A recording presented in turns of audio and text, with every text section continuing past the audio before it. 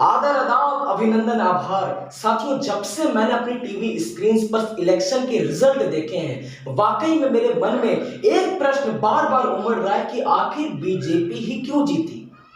और भी तो पार्टियां थी, और यूं तो बीजेपी ने पिछले कुछ दिनों में कुछ ऐसे अहम फैसले लिए जो कि पब्लिक हित के खिलाफ थे, जो कि पब्लिक को पसंद नहीं थे।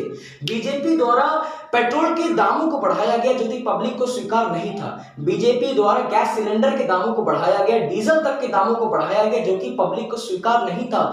मगर फिर भी आज देश के कोने कोने में बीजेपी की जीत का जश्न मनाया जा रहा है। आज बहुत ही महत्वपूर्ण बातें आपको बताना चाहता हूं।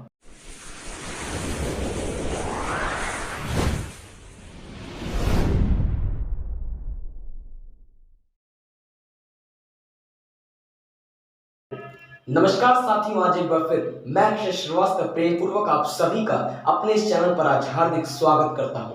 साथियों, आज बहुत ही कम समय में मैं आप सभी को बहुत ही ज्यादा महत्वपूर्ण बातें बताना चाहता हूं कि आखिर बीजेपी ने ऐसा क्या किया कि छोटे से छोटा बच्चा भी इनकी जीत का इस प्रकार जश्न मना रहा है, भले ही उसको पॉलिटिक्स के बारे में कुछ भी ज्ञान ना हो।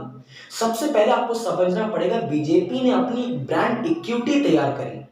बीजेपी ने अपने आप को एक ब्रांड फॉर्मेशन का रूप दिया, एक ब्रांड बनकर दुनिया की नजरों के सामने आए। ब्रांड इक्विटी का मतलब क्या होता है? ब्रांड इक्विटी का मतलब होता है कॉल फॉर एक्शन, एक रिकॉल वैल्यू, कि आप कुछ भी सोचें मगर सोचने पर जिस चीज का छाया चित्र सबसे पहले आपके मन में उत्पन्न हो उसे हम ब्रांड इक्विटी कहते हैं। कम एक छोटा सा टेस्ट आपके साथ में लेना चाहता हूं। अगर मैं बोलूं नूडल्स, तो आपके मन में सबसे पहले किसका छायाचित्र उत्पन्न हुआ? जी हाँ, मैं जानता हूं, मैगी का ना। अगर मैं बोलूं टूथपेस्ट, तो आपके मन में आता है कोलगेट। अगर मैं बोलूं मिनरल वाटर, तो आपके मन में आएगा बिस्लरी। और अगर मैं बोलूं पॉलिटिक्स, राजनीति या फिर नेता, पॉलिटिशियन, तो आपके मन में एक चेहरा आता है जिसका नाम है श्री नरेंद्र दामोदर दास मोदी। मैं बता दूं, आपके मन में भाजपा नहीं आई, आपके मन में भाजपा सरकार नहीं आई, आपके मन में भाजपा का चुनाव चिन्ह कमल तक नहीं आया। इसका मतलब है कंपनी का लोगो ब्रांड नहीं होता है, कंपनी का टाइटल भी ब्रांड नहीं होता है, कंपनी की टैगलाइन भी ब्रांड नहीं होती है। एक्चुअल में ब्रांड क्या होता है? एक फीलिंग जो कि कंपनी अपने कस्टमर तक पहुंचाती है। अब नूडल्स का नाम सुनकर मैगी का याद तो आती है आपको, मगर उससे भी ज्यादा तेज मैगी की याद तब आती है जब कोई 2 मिनट का नाम लेता है। यार भाई, मैं 2 मिनट में आ रहा हूं। अगला आदमी सोचता है भाई मैगी है क्या, 2 मिनट में बन रहा है। इसका मतलब समझिएगा कि मोदी जी ने एडवर्टाइजमेंट पे बहुत काम किया, लोगों तक अपनी फीलिंग्स पहुंचाई। यहां से मेरा दूसरा पॉइंट शुरू होता है, एडवर्टाइजमेंट। खूब जमकर प्रचार किया, बहुत तेजी से प्रचार किया। 2400 घंटे 7 दिन उन्होंने बहुत ही तेजी से अपने एडवर्टाइजमेंट पे ध्यान दिया। और इनका एडवर्टाइजमेंट इतना पावरफुल इसीलिए था क्योंकि इनके पीछे काफी बड़ी बड़ी कंपनीज का हाथ था। ये एडवर्टाइजमेंट कोई छोटा मोटा नहीं था, इसको कई सीरीज में बांटा गया है। अगर आपको याद हो तो मैं आपको बताना चाहता हूं कि नरेंद्र मोदी जी की एडवर्टाइजमेंट में सबसे पहले लोगों को अनहैप्पीनेस दिखाई जाती थी। लोगों का ये एडवर्टाइजमेंट में क्या दिखाते थे कि बिजली का बिल बढ़ाने वालों, महंगाई बढ़ाने वालों, जनता माफ नहीं करेगी। पढ़ाई लिखाई के खर्चों ने हमारी जेबें खाली कर दी, फिर भी मन मारकर काम चलाया। पर जब रोज रोज की हर जरूरत की चीजों के दाम लगातार बढ़ते जाएंगे तो हम अपने बच्चों का भविष्य कैसे बनाएंगे? उन्हें क्या खिलाएंगे? महंगाई को लगातार बढ़ाने वालों, जनता माफ नहीं करेगी। लोगों तक एक ऐसी फीलिंग पहुंचाएगी कि हाँ, हमारे साथ आज तक गलत हो रहा था, कुछ ना कुछ तो गलत हो रहा था। दूसरी चीज, जब दूसरी बार उनके एडवर्टाइजमेंट की बारी है तो लोगों तक एक होप पहुंचाया, एक आशा की किरण पहुंचाई कि हाँ, अच्छे दिन आने वाले हैं। बहुत जल्द मिलेगा फसल उगाने का ज्ञान भी, फसल का सही दाम भी, और किसान होने का सही मान भी। अच्छे दिन आने वाले हैं बाबा। लोगों को भी लगने लगा हाँ, कुछ बदलने वाला है, अब अच्छे दिन आने वाले हैं, कुछ बेहतर होने वाला है। और तीसरी बार तो इतना जमकर, इतना पावरफुल तरीके से एडवर्टाइजमेंट किया इलेक्शंस के कुछ दिन पहले कि समझ लो रिजल्ट घोषित कर दिया इन्होंने ये नहीं कहा कि भाजपा को वोट दे, इन्होंने कहा अब की बार मोदी सरकार, अब की बार मोदी सरकार। लोगों तक ये बात पहुंच गई कि भैया अब की बार कोई और प्रधानमंत्री चाहिए नहीं, हमें सिर्फ नरेंद्र मोदी ही चाहिए।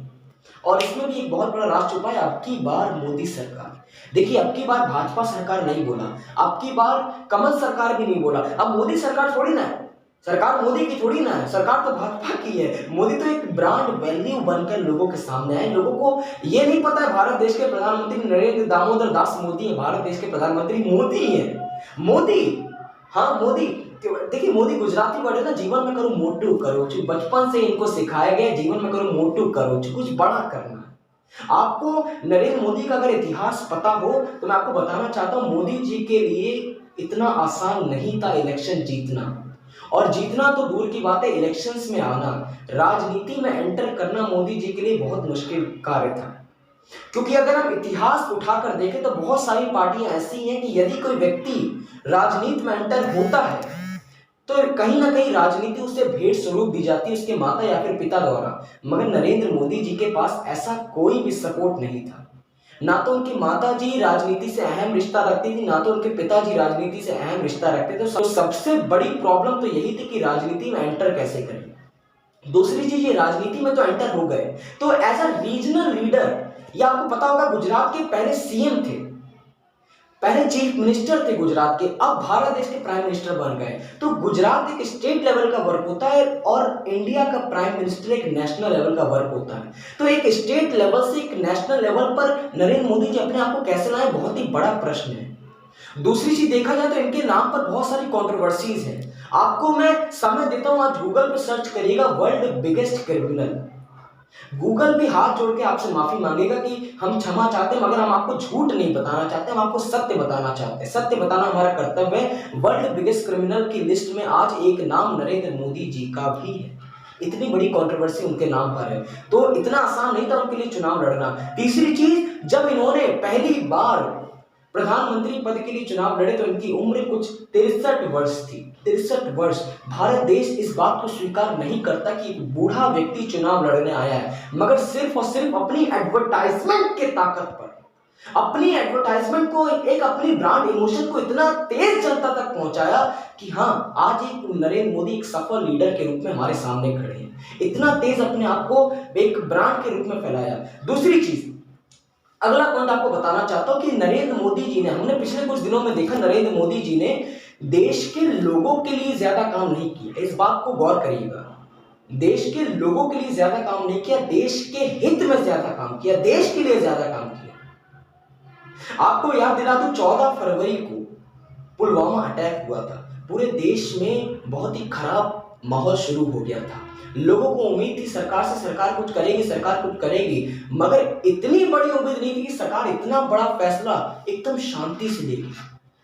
जरा से भी भनक नहीं लगने दी किसी को, और इतना बड़ा फैसला सरकार ने ले लिया। और उसके बाद तो हर भारतवासी का सीना चौड़ा हो गया, और हर भारतवासी गर्व से यह कहता है कि ये व्यक्ति देश को चला सकता है। कमॉन, ये बात मुझे अच्छी लगती है कि ये व्यक्ति देश को चला सकता है। अब उनको प्रधानमंत्री के रूप में और कोई नजर ही नहीं आता, नो अदर लीडर, कोई भी नजर नहीं आता, सबका पत्ता साफ लगता है यहां से। और दूसरी चीज, कई बार देखा गया है, ये बात तो मुझे भी नहीं पता थी, कि पहले बीजेपी की सरकार से पहले आर्मी के पास यह पावर नहीं थी कि वो बिना किसी परमिशन के बॉर्डर पर कोई अपनी तरफ से अहम फैसला ले सके। उनको परमिशन का इंतजार करना पड़ता था। मगर हमारे सामने यह खबर कुछ सालों पहले आई थी कि बीजेपी सरकार ने आर्मी से साफ साफ कह दिया कि आपको परमिशन मांगने की जरूरत ही नहीं है, जहां पर भी कोई हलचल, कुछ भी गलत काम आपको नजर आ रहा, उड़ा दो उसी वक्त उसको। इतना बड़ा फैसला ले लिया आर्मी के प्रति, और इससे क्या देश की जनता को क्या असर पड़ा कि हाँ यार, ये व्यक्ति देश को चला सकता है, ये व्यक्ति देश को चला सकता है। पैट्रियोटिज्म की भावना देशवासियों के अंदर इन्होंने ट्रांसफर करी। देश को लगने लगा कि हाँ यार, ये व्यक्ति देश को चला सकता है, यही हमें प्रधानमंत्री के रूप में चाहिए। ये बहुत अच्छी बात मुझे लगती है। और आखिरी पॉइंट मैं आपको बताना चाहता हूं, ऑब्जेक्शन हैंडलिंग। नरेंद्र मोदी जी से वाकई में ऑब्जेक्शन हैंडलिंग सीखने वाला है। बहुत मजा आता है इस टॉपिक को याद कर। इनके ऊपर इतने सारे ऑब्जेक्शन लगाए गए थे। आपको बताना चाहता हूं, आईएनसी, इंडियन नेशनल कांग्रेस से राहुल गांधी जी ने नरेंद्र मोदी जी को कहा था चौकीदार चोर है। हाँ, चौकीदार चोर है।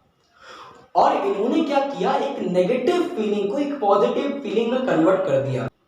इतने बड़े ऑब्जेक्शन को इतनी आसानी से हैंडल करके दिखा दिया। राहुल गांधी ने कहा चौकीदार चोर है और ये भी कहने लगे मैं भी चौकीदार, और फिर तो भैया वायरल हो गए। इतने सारे लोग इस हैशटैग का इस्तेमाल कर रहे थे कि मैं भी चौकीदार। राहुल गांधी बोलते चौकीदार चोर है और जनता बोलती मैं भी चौकीदार, लो भैया मैं भी चौकीदार, मैं भी चौकीदार हूं, मैं भी चौकीदार हूं। हैशटैग बनाकर वायरल हो गए मोदी जी। ये ताकत है ऑब्जेक्शन हैंडलिंग में। बहुत ही अच्छी सीख मिलती है मोदी जी से हमें, और बातें तो बहुत ही मेरे पास कहने के लिए, मगर मैं वीडियो को ज्यादा लंबा नहीं करना चाहता हूं, आपका कीमती वक्त बर्बाद नहीं करना चाहता हूं। 5 पॉइंट मुझे देने थे आपको, 5 पॉइंट ऐसा कि एक सफल लीडर कैसे बने, आप अपनी कंपनी को आगे कैसे बढ़ा सकते हैं।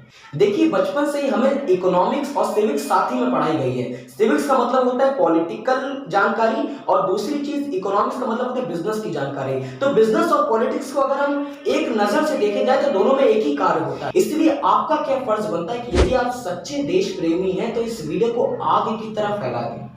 वीडियो पसंद आया हो तो लाइक करना मत भूलिए, और कोई कमेंट अगर आप ऐड करना चाहते हैं तो नीचे कमेंट बॉक्स आप ही के लिए, इसमें कमेंट ऐड करके जाइए। बहुत बहुत शुक्रिया इस वीडियो को पूरा देखने के लिए। आप सभी लोगों का हृदय की गहराइयों से प्रेम पूर्वक बहुत बहुत धन्यवाद।